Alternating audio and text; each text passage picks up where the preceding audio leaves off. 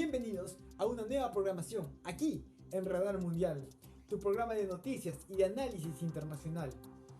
Continúa el conflicto entre Rusia y Ucrania a un mes de iniciado. Para ello tenemos una entrevista en exclusiva con el magíster Juan Carlos Lindo Connor, quien es analista y consultor en riesgo político y de seguridad. Es profesor de la carrera de Relaciones Internacionales en la Universidad San Ignacio de Loyola.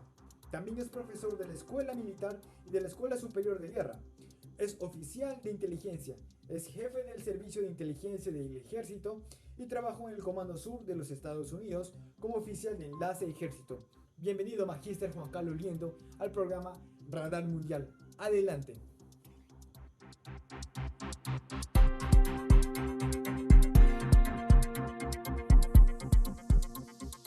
Buenas noches, Cristian. Un gusto de saludarte y muy contento de estar compartiendo unos minutos contigo en tu programa. Muchas gracias, profesor. Ha pasado más de un mes desde que el presidente ruso Vladimir Putin decidiera emprender la invasión en Ucrania, ¿no? En ese sentido, le formulo la siguiente pregunta. ¿Cómo evalúa usted el conflicto entre Rusia y Ucrania a más de un mes de iniciado el conflicto? ¿Sigue siendo sostenible en el tiempo para Rusia, profesor? Muy buena pregunta y coincide con que el día de hoy se han llevado a cabo las primeras reuniones de paz entre Rusia y Ucrania, ¿no? Pero a ver, ¿qué significa este conflicto? Este conflicto es un enfrentamiento entre potencias globales. O sea, la guerra en términos militares se produce entre Rusia y Ucrania, pero sus efectos son globales. Y es una guerra entre Rusia y Estados Unidos. ¿Por qué? Porque desde el inicio de las operaciones militares, Rusia puso en el tablero de las decisiones de la guerra el uso de armas nucleares. En este sentido, el uso de armas nucleares o sea, ¿quién se opone a Rusia? No es Ucrania, sino la OTAN, el principal aliado de Estados Unidos, que también es miembro de la OTAN. A partir de esta acción militar, digamos, vienen unas respuestas en los campos diplomático, económico, de comunicaciones y de suministro de armas a Ucrania.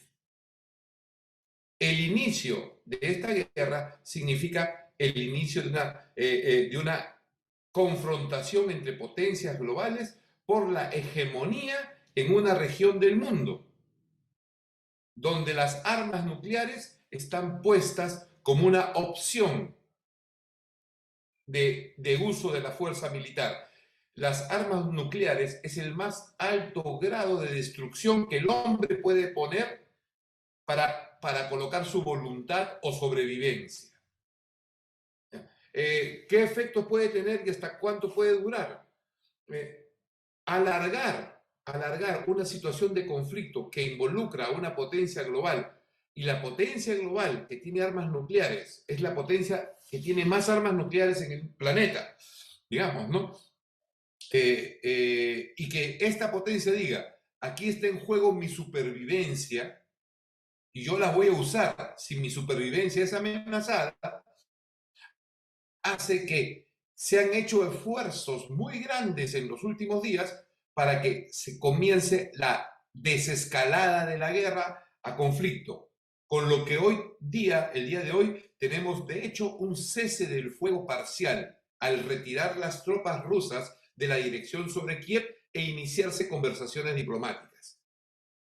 Si estas conversaciones diplomáticas continúan, estamos viendo la desescalada de la guerra y el conflicto en la dimensión militar, pero van a continuar en la dimensión económica, en la dimensión diplomática y en la dimensión de los medios de comunicación, las redes sociales, las fake news, los blogs, etc.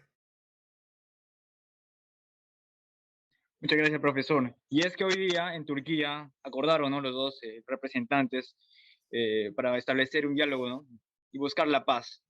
Pero también queremos hacer la siguiente pregunta.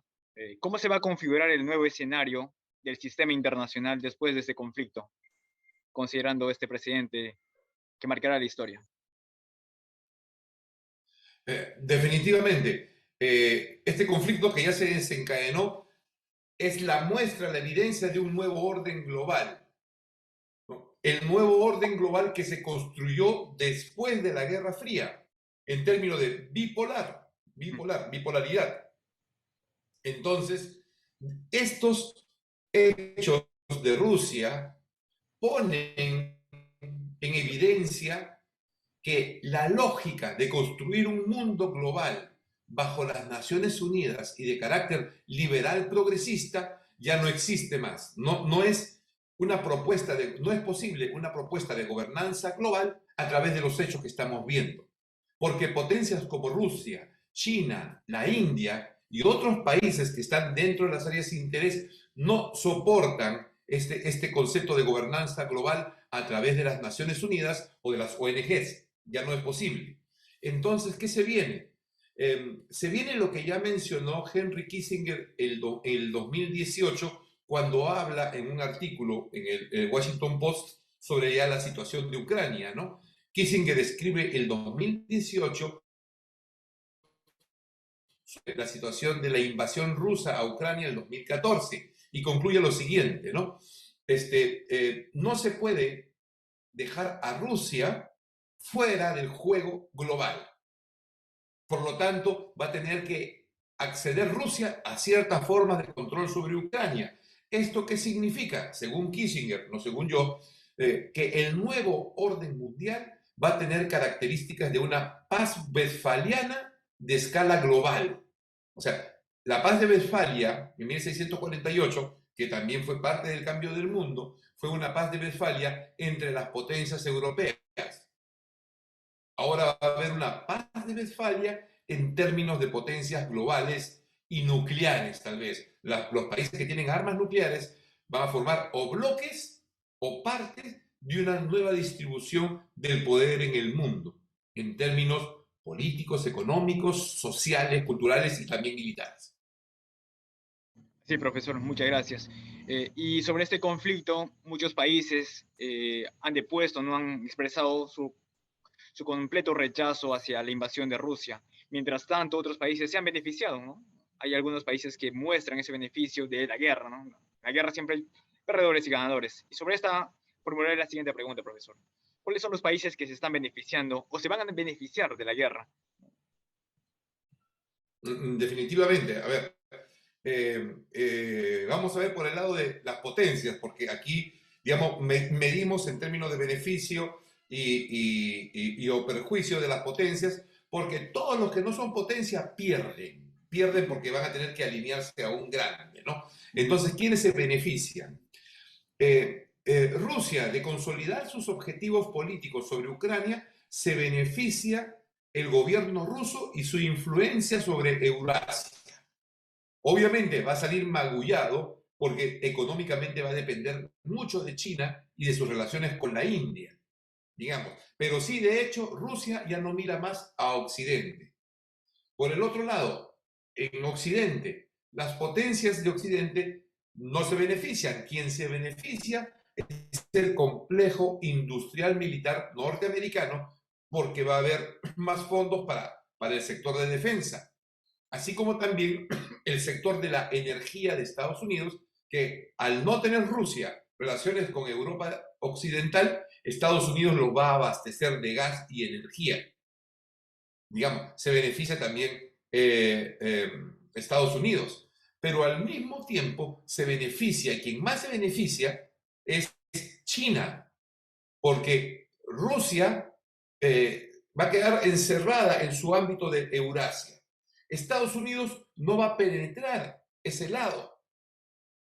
La periferia va a ser disputada, pero en esa disputa, China sí tiene alcance global y va copando todo.